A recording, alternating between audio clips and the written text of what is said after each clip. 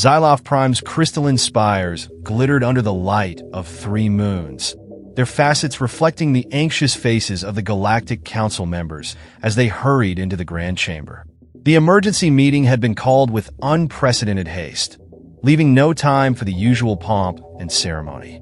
High Counselor Zarvex, his tentacles twitching with nervous energy, took his place at the center of the circular hall. His voice, usually a soothing harmonic hum, crackled with tension as he addressed the assembled representatives. Esteemed colleagues, I bring grave news. Our latest intelligence reports confirm our worst fears. The humans of Earth have discovered interstellar travel.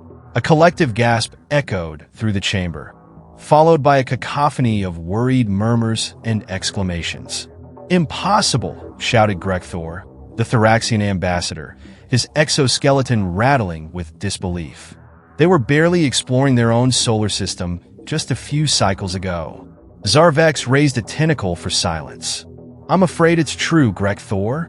Somehow, they've made a quantum leap in their technological advancement. Our monitoring stations picked up their first successful faster-than-light jump just 3 rotations ago. The Etherian representative, a being of pure energy contained within an ornate hovering sphere, pulsed with a worried cyan glow. This is catastrophic. We've all seen the simulations. Humanity's volatile nature combined with advanced technology spells doom for the galaxy. Murmurs of agreement rippled through the chamber. For centuries, the Galactic Council had watched Earth with a mixture of fascination and horror. The humans' capacity for both incredible kindness and unspeakable cruelty, their rapid technological progress fueled by endless curiosity, and their ability to adapt to almost any situation had made them a subject of intense study and debate. What are our options? Asked Lumina, the photosynthean delegate, her leafy appendages rustling with concern. Zarvex's tentacles drooped slightly. We've run countless simulations, factoring in every variable we could think of. Peaceful contact? They're too paranoid and would likely see it as a trick. Isolation? Impossible now that they have FTL capabilities. Preemptive strike. He paused, his bioluminescent patches flashing a deep blue of distress. The simulations show a 98.7% chance of it backfiring spectacularly. The chamber erupted into chaos, with delegates shouting suggestions and dire predictions. Grekthor's booming voice cut through the din. Then what? Are we to sit idly by while these unpredictable monkeys stumble their way into the galactic stage? A quiet voice, almost lost in the commotion, somehow managed to silence the room. All eyes and sensory organs turned to Ixil, the ancient chronivore representative. Ixil's time-weathered carapace creaked as he stood, his compound eyes reflecting the worried faces of the council. Perhaps, Ixil said, his voice carrying the weight of millennia. We have been looking at this. Wrong. Zarvex leaned forward, his tentacles curling with interest. What do you mean, honored Ixil? Ixil's mandibles clicked thoughtfully. We've spent cycles trying to predict and control humanity. But their greatest strength, and yes, their greatest threat, is their unpredictability. What if instead of fearing it, we embraced it? The chamber fell into a stunned silence, broken only by the occasional confused chirp or bewildered hum. Embraced it? Lumina asked, her leaves quivering. How does one embrace chaos? Ixil's compound eyes seemed to twinkle with an almost mischievous light. By introducing a little chaos of our own, of course. What if we were to nudge humanity toward the galactic crisis? One that would require them to use that unpredictability not against us, but for us. Zarvex's tentacles coiled tightly. You're suggesting we manipulate them? That's insane. The risks are considerable, Ixil interrupted, but so are the potential rewards. Think about it. If we can channel their chaotic nature towards a common threat, we might just save the galaxy and gain invaluable allies in the process. The council chamber buzzed with a mix of excitement and apprehension. It was a radical idea, fraught with danger, but in the face of humanity's imminent arrival on the galactic stage, desperate times called for desperate measures. Zarvex's bioluminescent patches pulsed rapidly as he considered the proposal. Finally, he spoke, his voice a mix of determination and resignation. Very well.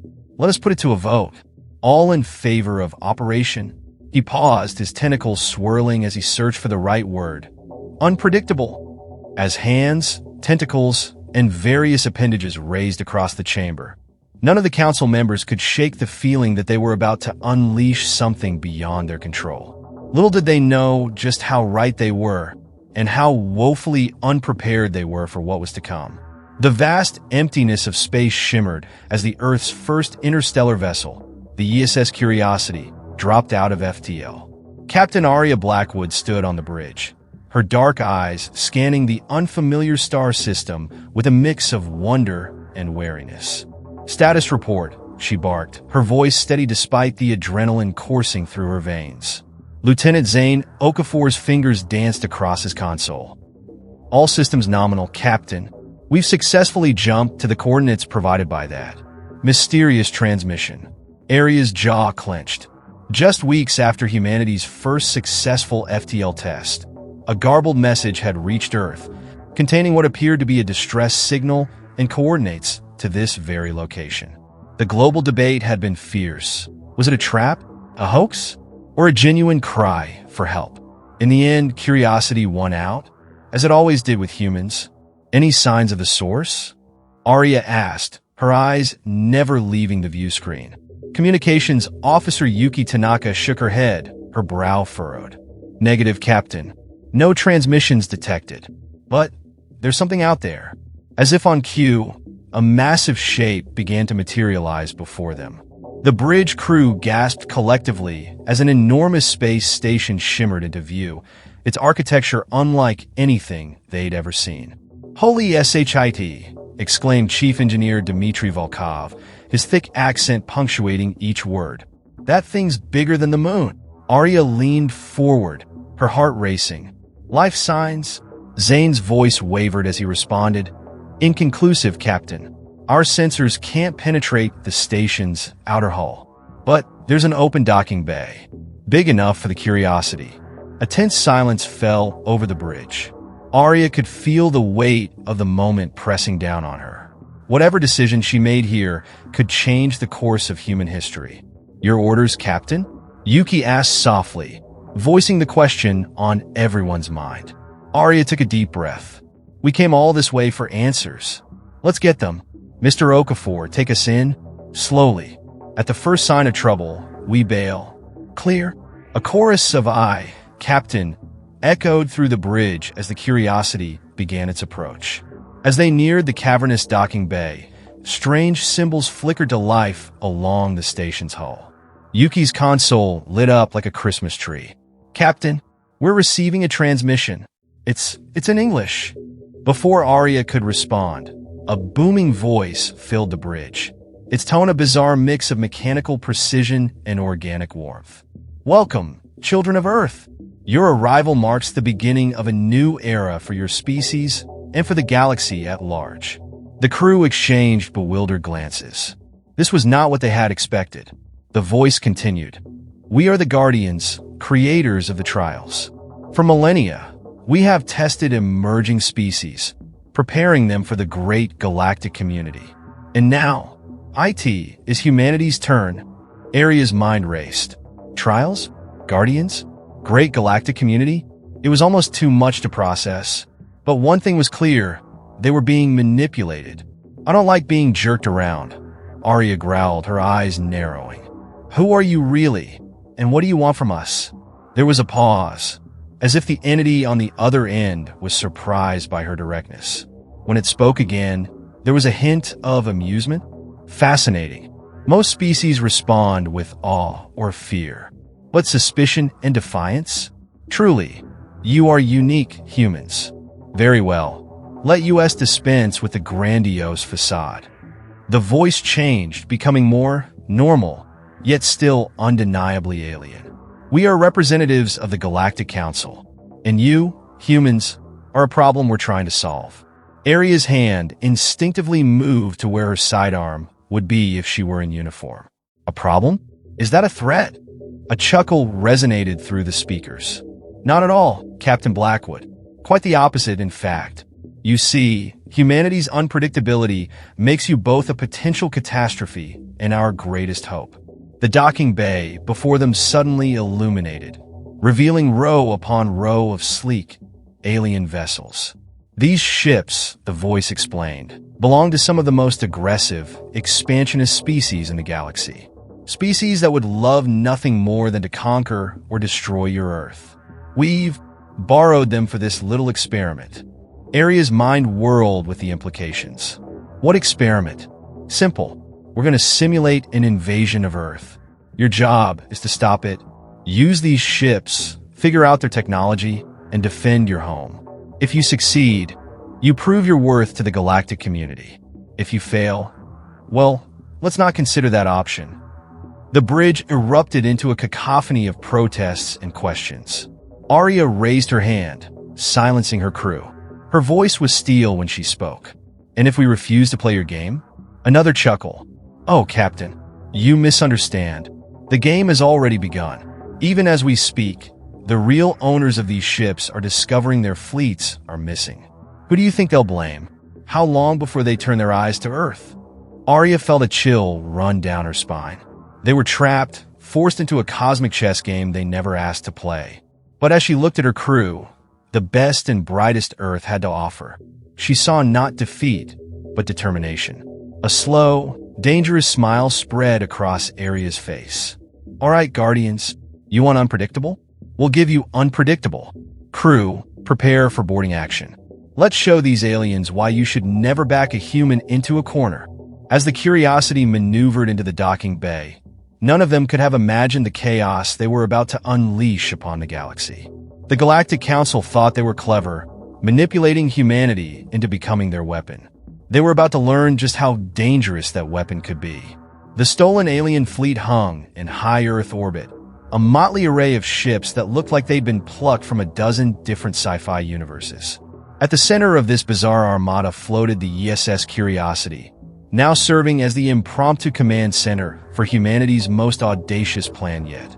Captain Aria Blackwood stood before a holographic display of the solar system, her face illuminated by the eerie glow of unfamiliar tech. Around her, a mix of her original crew and hastily trained Earth military personnel worked feverishly to master their new toys. Status report, Aria barked, her eyes never leaving the display. Lieutenant Zane Okafor, now sporting an impressive array of cybernetic implants courtesy of their alien benefactors, responded promptly. The Zokari battlecruiser's weapons are online, Captain. Turns out their plasma cannons work great with our nuclear material as a power source. Who knew? I did, grumbled Chief Engineer Dmitry Volkov from somewhere inside the guts of a Vreen scout ship. His voice echoed metallically through the comms. Kyort, these aliens may be advanced, but their engineering is backwards. Who uses crystals for data storage? Aria allowed herself a small smirk. In the weeks since their encounter with the so-called Guardians, humanity had done what it did best: adapt, improvise, and turn the tables on their would-be manipulators. The Galactic Council had expected them to fumble with the alien tech, to barely scrape together a defensive force. Instead, humanity had reverse-engineered half the ships, jury-rigged the other half, and somehow made the mismatched fleet work together in ways that defied the laws of physics. Or at least, the laws as the aliens understood them. Captain, Yuki Tanaka's voice cut through Aria's thoughts. We're picking up multiple FTL signatures approaching the system. It's them. The holographic display flickered, showing a wave of incoming ships. The real owners of their stolen fleet, no doubt out for blood. Aria's eyes narrowed. Right on schedule. All right, people, this is it. Operation Mindfuck is a go. Let's show these Xenos why you don't mess with humanity. As the alien armada dropped out of FTL, they were met with a sight that must have short-circuited half their brains. Their stolen ships, now adorned with crude human modifications, performing maneuvers that should have torn them apart. And at the center of it all, retrofitted Zokari battlecruiser, its hull now painted with a giant middle finger and the words "Come at me, BRO" in 20 different alien languages. What in the name of the 7 moons of Crixus? The bellow of the Zokari fleet commander echoed across all frequencies. How dare you defile our sacred warships with your primitive dash? His rant was cut short as the human-controlled fleet opened fire, but not with the expected plasma beams or photon torpedoes. No, the aliens found their sensors scrambled by an unholy mix of EDM music, cat videos, and what appeared to be the entire collection of Earth memes from the past century. Confusion reigned supreme among the alien ranks. The Vreen, a normally stoic race of silicon-based life forms, found their neural networks overloaded by an endless stream of rickrolls. The militant Zokari, known for their rigid battle formations, broke ranks as their ship's AIs became obsessed with something called Nyan Cat. And through it all, the voice of Dmitry Volkov boomed across space, his thick Russian accent somehow making it through the universal translators. You like that? You alien bastards? This is what happens when you give humans your toys. But the real chaos was yet to come. As the alien fleet struggled to make sense of the audio-visual assault, the human-controlled ships executed a series of maneuvers that looked less like military tactics and more like a drunken game of cosmic pinball. Ships spun and weaved in impossible patterns, their hulls screaming in protest. Energy weapons fired in seemingly random directions, creating a web of destructive light that somehow, impossibly, avoided hitting any human-controlled vessel while wreaking havoc on the enemy fleet. And at the heart of it all was the USS Curiosity, now more alien than human in appearance. Captain Arya Blackwood's voice cut through the chaos, a beacon of determined insanity. All right, you galaxy brain geniuses. You wanted unpredictable? You got it. Earth is under our protection now. So either play nice, or get ready for a lifetime of this. As if to punctuate her point, a Vreen cruiser suddenly found itself bombarded by what appeared to be dubstep. The frequencies matched its hull's resonance perfectly, causing the ship to literally shake itself apart in a spectacular light show. The alien fleet, faced with an enemy that defied all logic and reason, did the only sensible thing. They retreated, jumping to FTL with a haste that would have been comical if it weren't so satisfying. As the last enemy ship disappeared from their sensors, a cheer erupted across the human fleet. They had done it.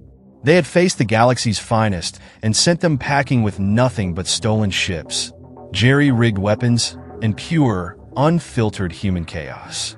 But even as they celebrated, Arya Blackwood's eyes remained fixed on the stars.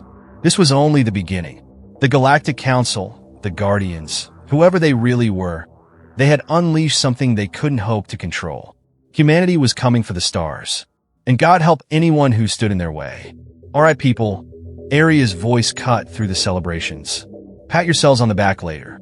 Right now, we've got a galaxy to shake up.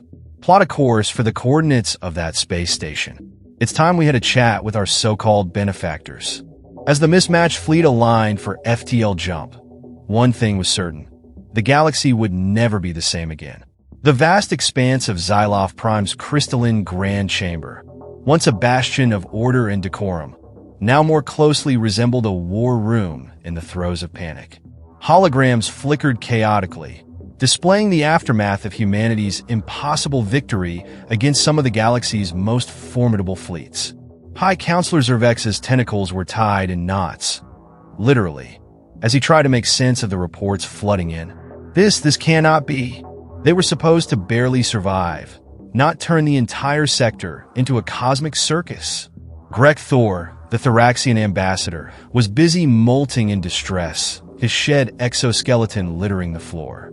Did you see what they did to the Zokari battlecruiser? They turned it into some sort of disco ball of doom. My third cousin twice removed was on that ship. He's now obsessed with something called the Macarena and refuses to communicate in anything but dance. The Etherian representative pulsed an alarming shade of puce. The humans have weaponized nonsense. Do you have any idea how that's affecting beings of pure energy like myself? I can't stop vibrating to the cha-cha slide. Lumina, the photosynthean delegate, seemed to be the only one enjoying the chaos.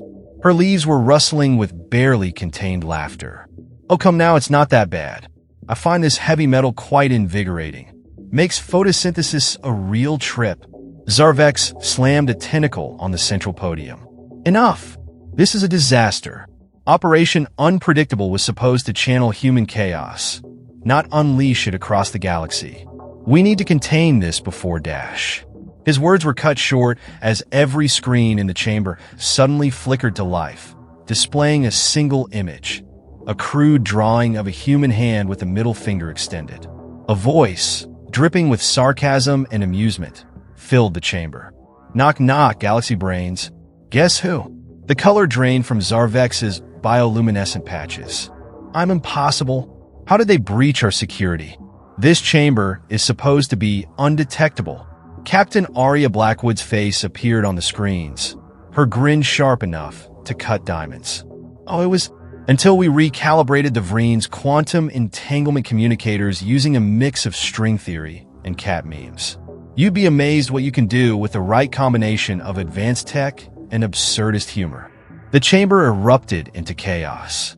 Delegates were screaming, some were trying to hide under their seats, and at least one species appeared to be trying to evolve on the spot to deal with the situation. Arya's voice cut through the pandemonium. Now, don't get your tentacles in a twist. We're not here to hurt you. We just want to renegotiate the terms of humanity's entrance into the galactic community. Zarvex, trying to maintain some semblance of dignity, straightened his posture. And why should we negotiate with you? You've stolen technology, disrupted the balance of power, and turned half the sector into a meme factory. Arya's grin widened. Because, my dear High Counselor, at this very moment, the ESS Curiosity and our merry band of misfit ships are parked right outside your precious Xyloth Prime. And let me tell you, our chief engineer Dimitri has some wild ideas about what your crystalline spires would look like with a little EDM-powered resonance cascade. As if on cue, the chamber trembled slightly, and a faint beat could be heard in the distance. You wouldn't dare, Greg Thor chittered, his new exoskeleton already beginning to crack from stress. Try us, Arya replied, her voice steel wrapped in velvet. You unleash humanity on the galaxy, thinking you could control us. Big mistake. Huge. But here's the thing. We're not the bloodthirsty conquerors you feared. We're explorers, innovators, and yes, occasional agents of chaos. So here's the deal.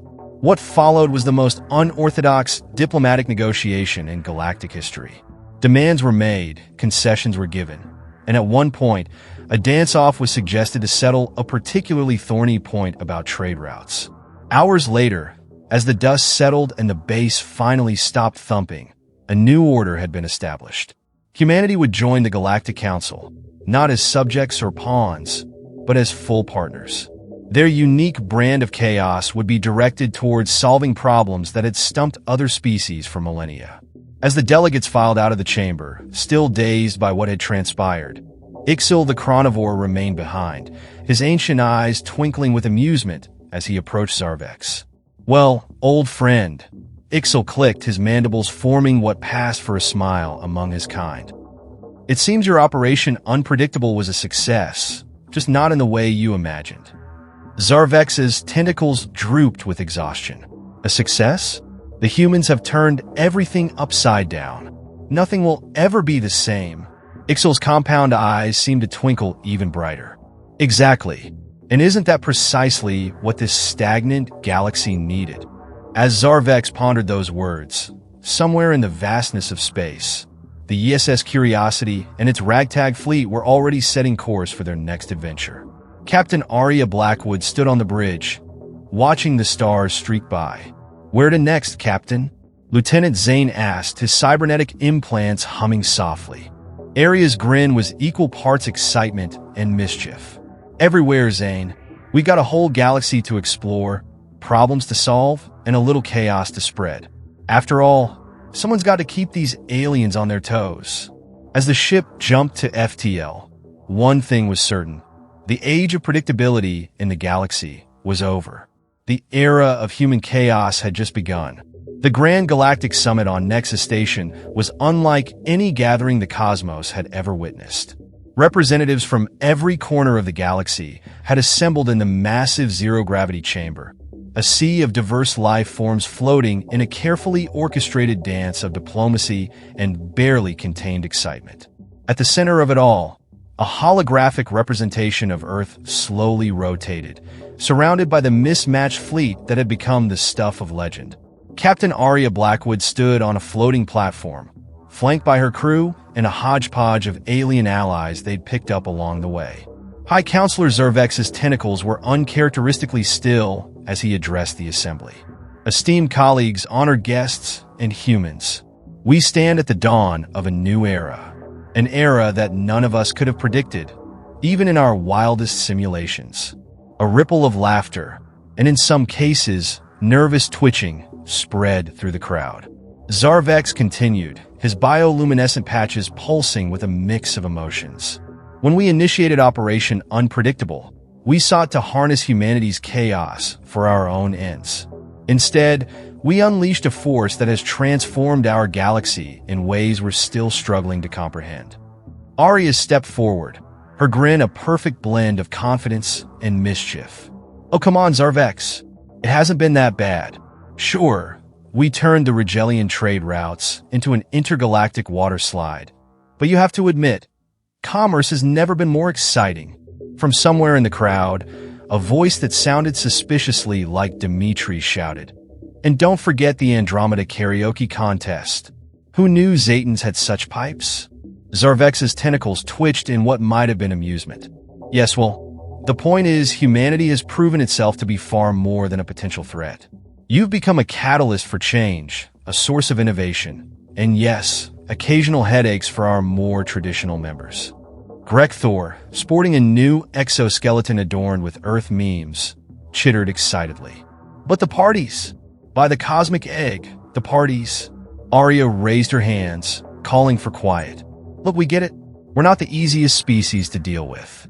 We're loud, we're messy, and we have a tendency to turn serious situations into intergalactic pranks. But here's the thing. That chaos you feared?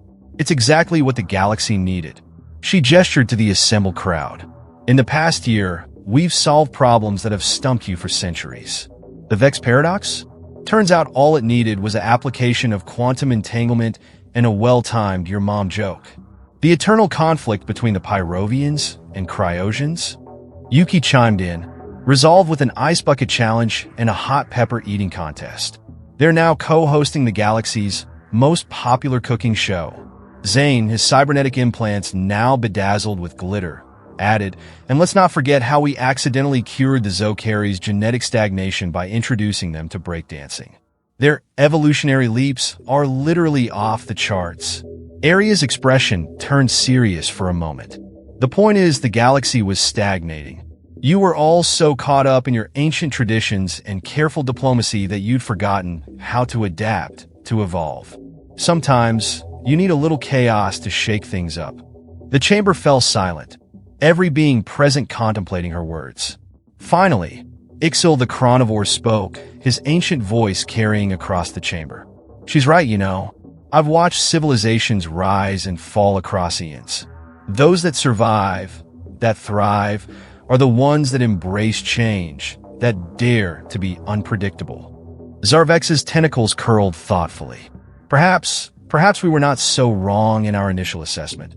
Humanity's unpredictability is their greatest weapon, and their greatest gift to the galaxy. A cheer erupted from the Earth delegation, quickly spreading across the chamber. Species that had once viewed each other with suspicion were now embracing, sharing stories of the wild adventures they'd had since humanity burst onto the galactic scene. As the celebration grew, Arya found herself face-to-face with Zarvex. The High Counselor extended a tentacle. Captain Blackwood, on behalf of the Galactic Council, I officially welcome humanity as full members of our community.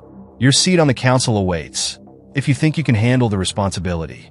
Arya's grin was positively wicked as she shook the offered tentacle. Oh, Zervex, my tentacle friend. The real question is, can the council handle us? As if on cue, the chamber's gravity suddenly reversed, sending delegates floating in a cascade of startled yelps and excited laughter.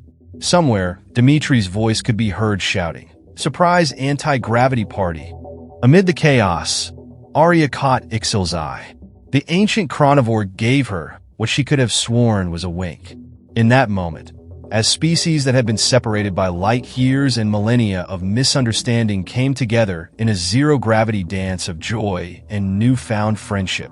The true power of humanity's unpredictability was finally understood.